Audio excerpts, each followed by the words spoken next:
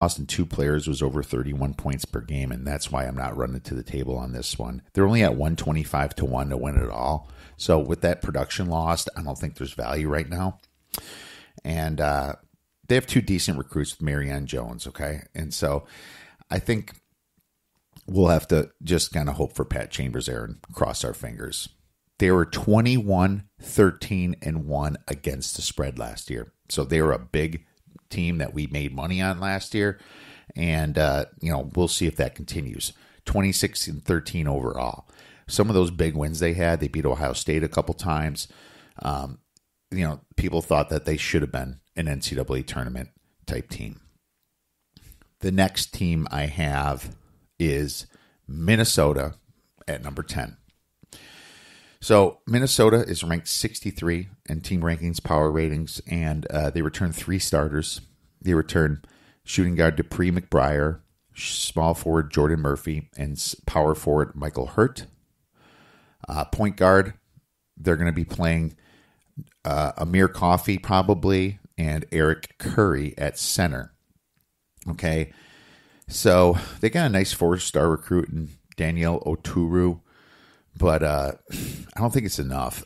Their key losses were Nate Mason. He was their best player, in my opinion, last team. He was the most aggressive one to the basket, and they lost their center, Reggie Lynch. Now, this new kid, Dupree or Oturu, is a big center, so that could replace him, but he's young. And, we'll just see what happens if they can replace Lynch like that. But they got 2 4-star recruits.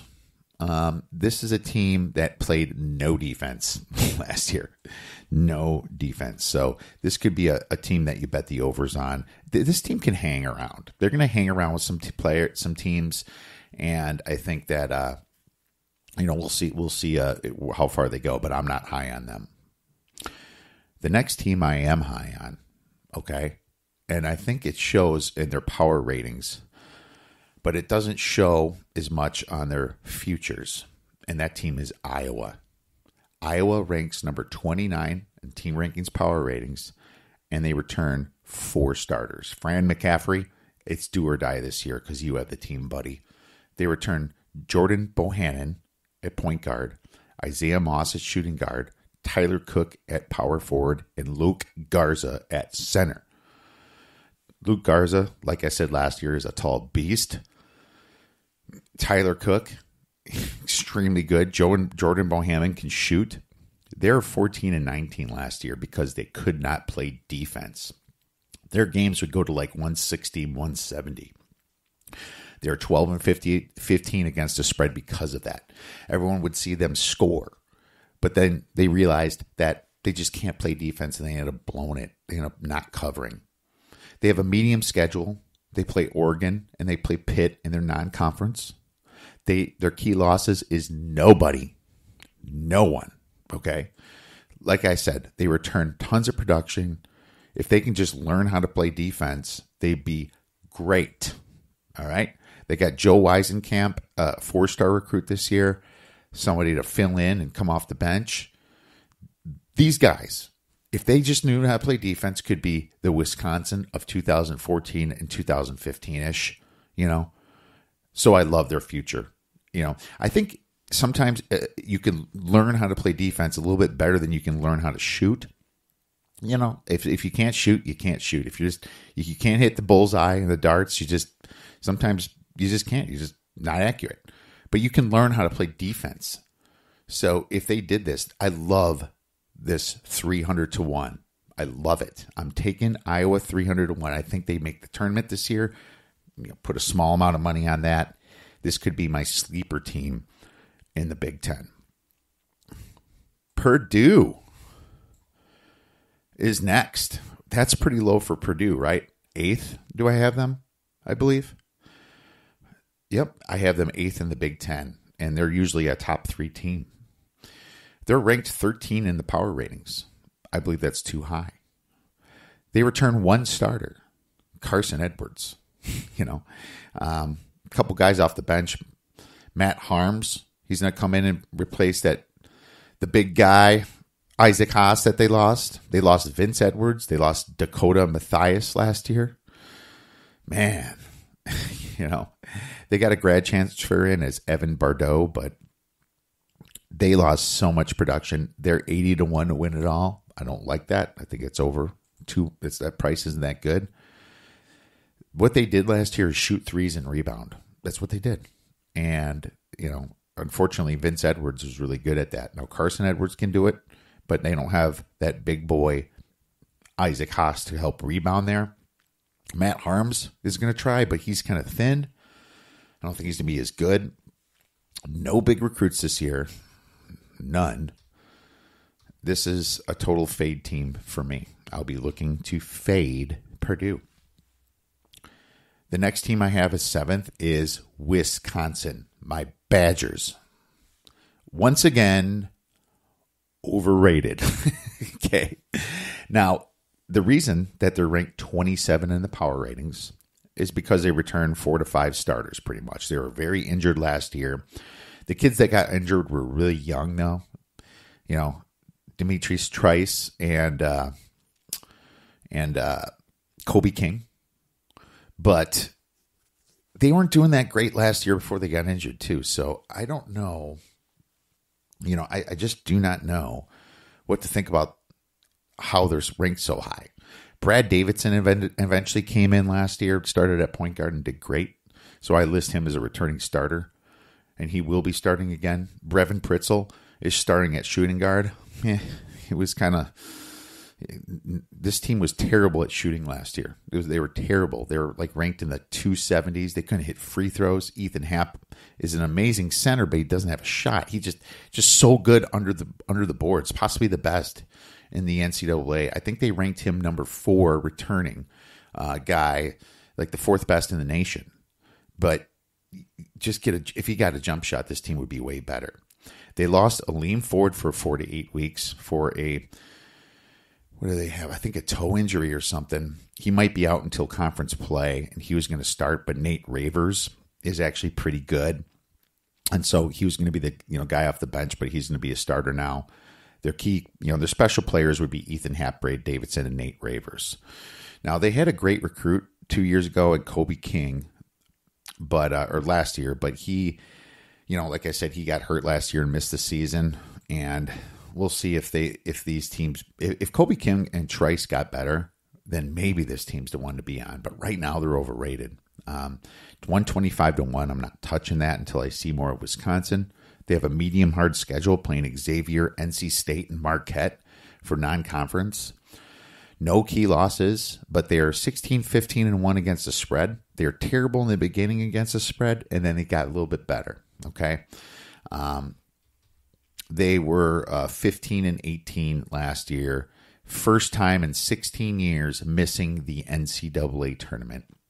So it was 17 years, I believe. Yeah, it was just a very disappointing team. Greg Gard, he better do something this year because a lot of people are still riding that Bo Ryan wave, and so Greg Gard has big shoes to fill. So you have a lot of pissed off Badger fans out there. I'm probably one of them, but I need to see a tournament berth this year. That's what I need to see. Maryland is next. Okay. Maryland, like I said before, great recruiting. I have them 6th overall in the Big Ten. They're ranked 47 in the power ratings, which is closer to right than Wisconsin. They have 3 starters. Mark Turgeon's got a pretty decent team. Anthony Cowan, Daryl Morsell, and Bruno Fernando at center. But their 2 forwards they lost, Deion Wiley, Kevin Huder. And I think that, their recruits might really, bring this team up. Like I said, top 10 recruiting class. Jalen Smith's a 5-star. He's going to be put right in, starting at power forward. And Ivan Bender is their small forward. They play great defense. Maryland last year played great defense. I'm going to be looking to bet the unders. And they had a disappointing season last year, 19-13, and did not make the tournament. So At least I don't believe they made the tournament. I could be remembering wrong. Yeah, that's correct. They didn't make the tournament, and was it? And so anytime Maryland doesn't make a tournament, it's a disappointing season. But they're ranked at 125-1, just like Wisconsin, to win it all, and not worth it for me. I'm going to wait on this team.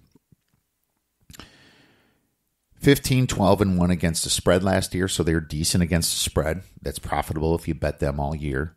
And they, like I said, 19-13 record. At number 5, sorry, Blue, you got football, but I got Michigan. And they were number 1 last year, obviously. So power rating is 21, but they only have 2 returning starters with Xavier Simpson and Charles Matthews. I guess their special players are Jordan Poole, Charles Matthews, and they got a good star recruit in Ignis Brazdeikis, I believe. Probably destroyed his name, but I'm sorry. You lost Mo Ragnar, and you lost Mohamed Abdur-Rahman, Duncan Robinson. I think that might have been 3 of their best players last year. Matthews was really good too. And Xavier Simpson, I didn't like. I thought he was overrated. He was a role player. I didn't like the way he shot. I think they lost way too much production, but the only value I can find in this team is to bet unders. Jim Boeheim is an amazing coach. They were 25-13-2 against the spread last year. Huge profitable team for us. Part of the reason why we did so good at March Madness. But 33-8 against record next year. I just do not see them doing nearly as good this year with that loss. And Jim Boeheim, he deserves the best coach award if they do even get into the tournament, much less if they get past the Sweet 16. This team, I might be leaving a little bit too high on them. Sorry, Michigan fans, but I loved you last year. Number 4 in the Big Ten is a value team, Nebraska. 15 in the power ratings, 4 returning starters. Tim Miles, amazing job last year. This team got screwed. They should have been in the NCAA tournament. I was screaming it last year, if you remember. They're 22-11. Had some pretty good wins. They only lost to Kansas by 1 point, I believe, in overtime last year, and that was the game that took them out. If they had that win, they would have been in, but they had some big Big Ten wins last year, big ones. They improved later, just did a bad, not as great of a non-conference, and they screwed them for some other hokey doke teams, right? Well, I love betting on teams that got snubbed. Returning Glenn Watson at point guard, James Palmer at small forward, Isaiah Roby at power forward, and Isaac Copeland at center. Tim Miles, man. Best team so far, probably. This team's going to upset some people. Their recruits, they're not really ranked that high, but I think they can get lucky. So this team is going to have a very high floor. Okay, their ceiling's not quite as high, I guess, but they have a super high floor. They're making the tournament this year. 350-1. I'm taking this is the other bet, or another bet I'm taking for the NCAA tournament is Nebraska winning it at 350-1. I believe they're going to make it with all that returning production. 22-9 against the spread last year. We were on them pretty much middle of January and out. And they were 22, like I said, and 11. 22-11 for their record. So love me Nebraska this year. Tons of value. Easy to make money by the time they hit the tournament. It should be an easy hedge for you too. The reason you don't have that high ceiling is because they never had those top guys and top recruits. But if you see some improvement here and they get lucky, teams can shock some people and think maybe Elite 8 or more. Number 3, I have Ohio State. The Ohio State Buckeyes. Now, I'll tell you this. They're ranked 13 in the power ratings. They have 3 returning starters, and they're pretty good. They returned C.J. Jackson at point guard. He's a special